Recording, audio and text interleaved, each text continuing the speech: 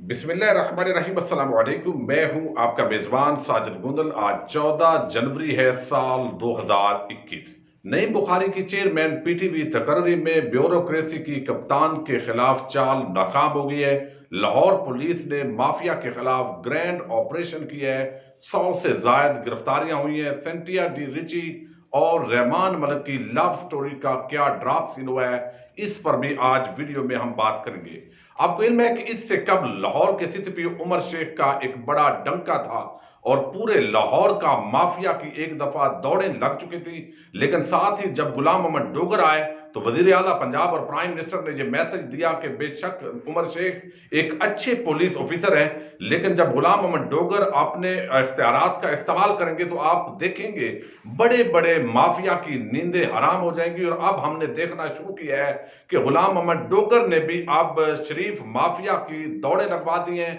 भत्ताखोर कत्लो गारत गरी करने वाले कब्जा ग्रुप इस वक्त बड़ी मुश्किलात का शिकार हैं। गुज़श्ता रोज लाहौर के अंदर 100 से जायद लोगों को गिरफ्तार किया गया है। इसके अंदर एसएसपी इन्वेस्टिगेशन अब्दुल गफार कैसरानी ने कत्ल, इक़दाम कत्ल, डकैती और राहदनी समेत दीगर वारदातों में मफरूर मुल्ज़मान को पनाह देने वाले और जो मुल्ज़मान हैं उनको गिरफ्तार किया और इनके अंदर बहुत सारे रूपोश इश्तिहारियों के घरों में और उनके ठिकानों पर छापे लगाए गए हैं और बहुत बड़ी तादाद के अंदर जो असला है वो भी पकड़ा है, जिसके अंदर अगर मैं आपको बताऊं तो 3 अदद कलेशनकोव्स, 29 राइफलें, बंदूकें, 27 पिस्टल, सैकड़ों गोलियां और कारतूस बरामद किए हैं। और साथ ही जो बड़े बड़े लोग पकड़े गए हैं उनमें से चंद नाम आप पहले भी लाहौर की तारीख के अंदर बड़े वाकिफ हैं। जहां पर भी कोई बड़ी वारदात होती है, कब्जा होता है, तो पता चलता है कि इस तरह के माफिया की पुश्तपनाही उसके पीछे है। इकबाल उर्फ बाली, अमीर टीपू,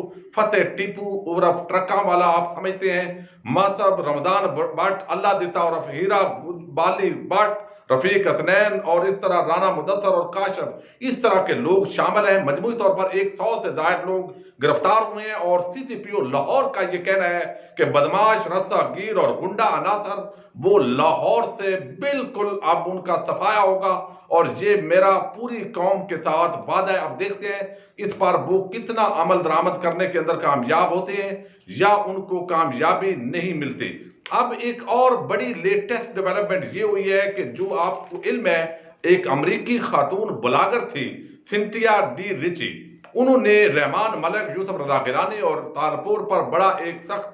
संगीन किस्म का इल्जाम लगाया था और वो इल्जाम ये था कि इन लोगों ने मेरा इस्तेमाल किया है। और जब यूसुफ रजा गिलानी वजीर आजम थे तो वजीर आजम हाउस के अंदर रहमान मलिक जो है वो मुझे हरासा करता रहा है जिनसी तौर पर और मेरा वो यूज भी करता रहा है, लेकिन मैं उनके खिलाफ मुकदमा दर्ज करवाना चाहती थी, लेकिन वो इस वजह से नहीं करवा सकी कि उस वक्त पीपल्स पार्टी का दौरे हुकूमत था और बाद में नून लीग की हुकूमत थी और नून लीग भी एक बहुत बड़ा माफिया था जो इस तरह की दरखास्तें उनकी हुकूमत के अंदर भी चूंकि फ्रेंडली अपोजिशन चल रही थी और ये काम मैं सर अंजाम नहीं दे सकती थी, मेरे साथ बड़ा जुल्म और ज्यादती हुई है। वो इस्लामाबाद हाई कोर्ट के अंदर, सेशन कोर्ट के अंदर मुख्तलिफ दरखास्तें उनकी चलती रही। रहमान मलिक ने जवाब भी दिया और सेंटिया डी रिची ने कुछ ऐसे अल्फाज मोहतरमा बेनजीर भुट्टो और आसफ अली जरदारी के खिलाफ भी इस्तेमाल किए थे जिस पर पूरी पीपल्स पार्टी बड़ी सीखपा हुई और यहां पर उनको निकलने का जो है वो एसीएल के अंदर नाम डालने का भी कहा गया, लेकिन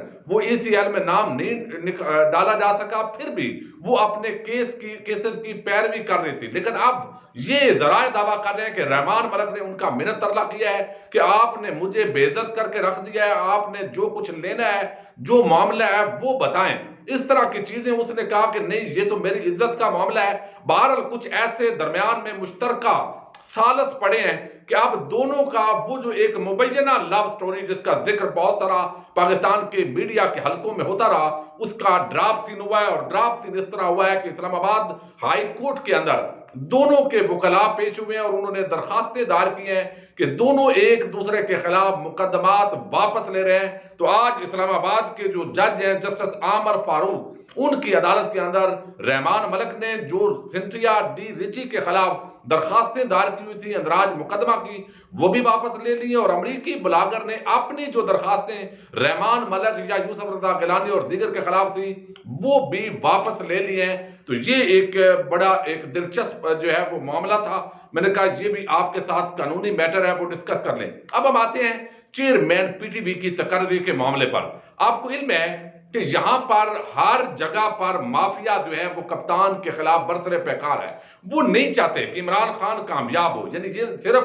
آٹا چینی شوگر مافیا نہیں ہے، بلکہ بیوروکریسی جس طرح پاکستان کو لوٹ رہی تھی اور اصل میں اپنے آپ کو جو بادشاہ سمجھتی ہے، کنگ میکر، وہ یہ بیوروکریسی ہوتی ہے۔ یاد رکھیں، کوئی بھی جو لیگل ڈرافٹ ہوتا ہے، کوئی بھی ایکٹ جب بنتا ہے، ایکٹ آف پارلیمنٹ ہو، آرڈیننس ہو یا کوئی بھی لا، اس کے جو نیچے ٹیم ہوتی ہے متعلقہ وزارتوں کی، اور پھر آگے وزارت قانون کے اندر جو لوگ رکھے ہوتے ہیں، وہ اس کا ڈرافٹ تیار کرتے ہیں۔ ڈرافٹ کی تیاری ایک بہت بڑی مہارت ہے اور باقاعدہ طور پر حکومت اس کے لیے بہت سارے لوگوں کو منسٹری آف لا کے تحت اپوائنٹمنٹ کرتی ہے۔ لیکن یہاں پر جب چیئرمین پی ٹی وی نعیم بخاری کو تعینات کیا گیا تو ظاہر ہے ان کو پہلے بورڈ آف گورنرز کا ممبر بنایا گیا اور پھر جو ہے چیئرمین ان کو پی ٹی وی بنایا گیا، اور ان کے خلاف اسلام آباد ہائی کورٹ کے اندر درخواستیں دائر کر دی گئی، اور انہیں کہا گیا کہ چونکہ نعیم بخاری جو ہے وہ اس حوالے سے اہلیت نہیں رکھتے۔ Supreme court of Pakistan Ata ul Haq Qasmi case کے اندر ایک اہم فیصلہ دے چکی ہے،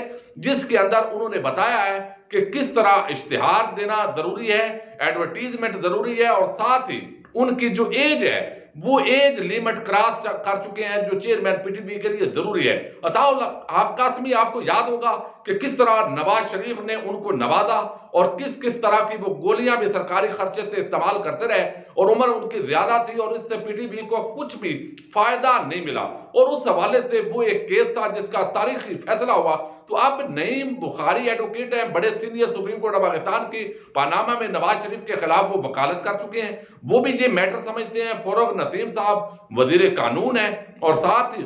فواد چودھری صاحب اگرچہ پریکٹس تو نہیں کر رہا لیکن پھر بھی ایک ان کو نالج ہے لا کا۔ اتنے سینئر ممبران کے ہوتے ہوئے بیوروکریسی جو ہے وہ ان کو چونا لگانے میں کامیاب ہوئی ہے، چونکہ ہر جگہ جو ہے وہ یہ سمجھا جاتا ہے کہ جہاں بھی ہم ایسا کام کریں کہ کپتان جو ہے اس کو شرمندگی کا سامنا کرنا پڑے۔ تو آج اسلام آباد ہائی کورٹ میں اس کیس کی سماعت تھی، اور چیئرمین پی ٹی وی جو نعیم بخاری ہیں ان کو کام سے روک دیا گیا ہے، یعنی فی الحال ان کی جو تقرری ہے اس کو معطل کر دیا گیا۔ لیکن چیف جسٹس اطہر من اللہ صاحب نے کہا ہے کہ ہم ان کا احترام کرتے ہیں، ریگارڈ کرتے ہیں، چونکہ قانون کو فالو نہیں کیا گیا، اس لیے ہم ابھی جو ہے یہ عمران خان اور وفاقی کابینہ کی کورٹ میں پھینکتے ہیں کہ وہ اپنے رولز کے تحت دوبارہ ان کی تقرری کس طریقے سے کرتے ہیں۔ تو آج جو سماعت ہوئی اس کے اندر جو